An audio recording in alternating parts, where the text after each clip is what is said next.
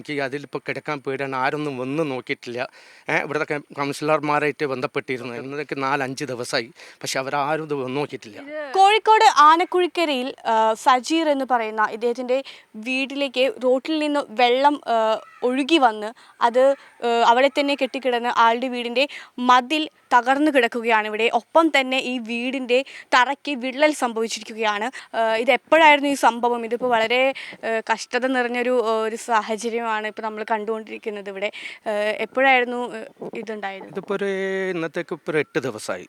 ഈ 8 ദിവസം ഈ റോഡിൻ്റെ മുകളിൽ കെട്ടിൻ്റെ മുകളിൽ വെള്ളം ഇങ്ങനെ ഒഴുകി വന്നപ്പോഴും ഞങ്ങൾ ഈ റോഡ് എടുക്കുമ്പോൾ ഞാൻ ഇവരോട് പറയണം, ഇവിടുത്തെ എഞ്ചിനീയറോട് ഇത് ചെയ്യാൻ വരുന്ന ആളോട് പറയണം, ലേശം സ്ലോപ്പായിട്ട് നിങ്ങൾ ഇടണം, വെള്ളം കംപ്ലീറ്റ് ഇതിൻ്റെ മുകളിലേക്ക്, അല്ലെങ്കിൽ എന്തെങ്കിലും ഒരു 1 ഡേ കെട്ടണമെന്ന്. പക്ഷേ അവർ ആയിക്കോട്ടെ കുഴപ്പമില്ല നമ്മൾ ചെയ്യാമെന്നൊക്കെ പറഞ്ഞിട്ടും ആയിക്കോട്ടെ എന്ന് പറഞ്ഞു. അന്ന് ഞാനിവിടെ ഉണ്ടായിരുന്നു, പക്ഷെ ഇവർ കെട്ടിത്തരും എന്നുള്ള ഇതിലാണ് ഞാനിങ്ങനെ നിന്നത്. പക്ഷേ അതിൻ്റെ ശേഷം ഒരാൾ പണിയെടുത്തുകൊണ്ട് ഒരു പൂവല്ലാതെ വേറൊരു വഴിയിൽ. എന്നിട്ട് അവിടുന്ന് മലൻ്റെ മുകളിലും അവിടുന്ന് വരുന്ന എല്ലാവരും വെള്ളവും എൻ്റെ ഫ്രണ്ടിലോട്ട് വന്നിട്ട് ഈ ബാക്കിൽ കംപ്ലീറ്റ് കെട്ടിയിട്ട് നിൽക്കലാണ്. അപ്പം ഞാൻ അതിൽ ഓസും കാര്യമൊക്കെ ഇട്ട് കൊടുത്തും വെള്ളം എമ്മത്തും പോവില്ല. വെള്ളം ഇങ്ങനെ മഴ പെയ്യുമ്പോൾ ഭയങ്കര ഫോഴ്സായിട്ട് വെള്ളം വരാം. എന്നിട്ട് ഇതൊന്നായിട്ട് കംപ്ലീറ്റ് പൊളിഞ്ഞ് 3 ദിവസം കൊണ്ട് ഇവിടുത്തെ അധികാരികളോട് ഞാൻ പറയണേ, നാട്ടുകാരോടല്ല ഇവിടെയുള്ള അധികാരികളോടും മറ്റു പുറമുള്ള കുറച്ച് ആളുകളോടും ഇങ്ങനെ ഒരു പ്രയാസം ഉണ്ടായിരിക്കുന്നു. അപ്പോൾ ഇങ്ങനെയൊക്കെയാണ് സംഭവം. എനിക്ക് അതിലിപ്പോൾ കിടക്കാൻ പേടിയാണ്. ആരൊന്നും വന്ന് നോക്കിയിട്ടില്ല. ഇവിടുത്തെ കൗൺസിലർമാരായിട്ട് ബന്ധപ്പെട്ടിരുന്നതിന്. അപ്പോൾ നാളെ അങ്ങോട്ട് പറഞ്ഞേക്കാന്ന് പറഞ്ഞിട്ട് ഇന്നതൊക്കെ 4-5 ദിവസമായി, പക്ഷെ അവരാരും ഇത് വന്ന് നോക്കിയിട്ടില്ല. ഈ വീട് വെച്ചിട്ട് എത്ര കാലം? ഈ വീട് വെച്ചിട്ട് 1 വർഷമാവണുള്ളൂ. ഞാൻ 20 ലക്ഷം റുപ്യ ലോൺ എടുത്തിട്ടുണ്ടാണ്.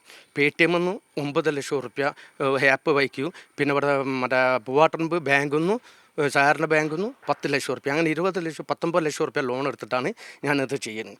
അപ്പം ഞാനിപ്പോൾ ഇത് കെട്ടിട്ട് ഇപ്പം എനിക്കിത് ഇപ്പോൾ ഈ മതിൽ കെട്ടിയത് ഫുള്ള് ബെൽറ്റും കാര്യങ്ങളും ബീമും ഒക്കെ വെച്ചിട്ടാണ് ഞാൻ മതിൽ കെട്ടിയത്. പക്ഷെ ആ മതിൽ കെട്ടിട്ട് മതിൽ കംപ്ലീറ്റ് പോയിട്ടും എനിക്ക് അവിടെ എന്താണെന്ന് വെച്ചിട്ടുണ്ടെങ്കിൽ അത് കെട്ടണ 2 ലക്ഷം റുപ്യേൻ്റെ അടുത്ത് എനിക്കാവും.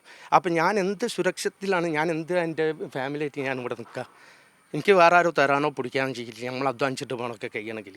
ഇവിടെയുള്ള ആളുകളോടൊന്നും ആരും പറഞ്ഞിട്ട് കാര്യം, ആർക്കിപ്പോൾ സാമ്പത്തികമായിട്ടൊന്നും ചെയ്യാൻ കഴിയില്ല. എല്ലാവരും പിന്നോട്ടുള്ള ആളുകളാണ് നമ്മളെ ഫാമിലിയിലൊക്കെ. അപ്പോൾ ഇത് പറഞ്ഞിട്ട് ഇവിടെയുള്ള ആളുകളൊന്ന് വന്നിട്ട് ഇങ്ങനെയൊക്കെ ഒന്നൊരു വില ഇരുത്തിയിട്ട് പോയിട്ട് ഈ കെട്ടിക്ക് നമുക്ക് എന്തെങ്കിലും നോക്കാം, അല്ലെങ്കിൽ ഈ എന്തെങ്കിലും ഒരു എന്താ പറയുക ശാന്തമായിട്ടുള്ള ഒരു സംസാരം നമ്മളോട് സംസാരിക്കാൻ നമുക്ക് അത്ര വേദനയില്ല. ഇവിടെ വന്ന് സംസാരിക്കുമ്പോഴൊക്കെ എല്ലാവർക്കും എന്തോ ഒരു ഇതാണ്. ഇവിടെ ആളുകൾ എനിക്കറിയില്ല, ഇവിടെ ആരും ഞാൻ ഇവിടെയുള്ള അയൽവാസികളോ ആരും ഒന്നും പിടിക്കൊന്നുമില്ല. പക്ഷെ എനിക്കിങ്ങനെ ഒരു ദുരന്തം ഉണ്ടായിട്ട് ഇവിടെയുള്ള അധികാരികൾ ആരും വന്നിട്ട് എൻ്റെ അടുത്ത് നോക്കിയിട്ടില്ല, പറഞ്ഞിട്ടില്ല. ഈ സമയം വരായിട്ട് എനിക്കിപ്പോഴത്തെ സാഹചര്യത്തിൽ ഇപ്പോൾ ഇത് കെട്ടാൻ കഴിയാത്തൊരവസ്ഥയിലാണ്. ഞാൻ പറഞ്ഞ 20 ലക്ഷം റുപ്യ ലോൺ എടുത്തിട്ട് അതൊന്നും ഞാൻ അടിച്ചും കൊണ്ടിരിക്കുകയാണ് ഇപ്പോൾ ലോൺ. അതെ, നമുക്കിപ്പോൾ ഇവിടെ കാണാം ഈ വീടിനെ തറയിലൊക്കെ വിള്ളൽ വന്നിട്ടുണ്ട്. ഇവിടെ കിടക്കുന്നതാണ് ഈ മതിൽ എന്ന് പറയുന്നത്. ഇത് ഈ വീടിൻ്റെ മതിൽ പൂർണ്ണമായും തകർന്ന് വീണ് കിടക്കുന്ന ഒരു സാഹചര്യമാണ് ഇപ്പോൾ ഇവിടെയുള്ളത്. ഒപ്പം മൊത്തത്തിൽ ഈ വീടും എപ്പോഴാണ് ഇത് തകരുക എന്ന് അറിയാൻ പറ്റാത്ത വിധത്തിലുള്ള ഒരു വളരെ ഭീഷണി ഉയർത്തിക്കൊണ്ടുള്ളൊരു സാഹചര്യമാണ് ഇപ്പോൾ ഈ വീട്ടുകാർ നേരിട്ടുകൊണ്ടിരിക്കുന്നത്.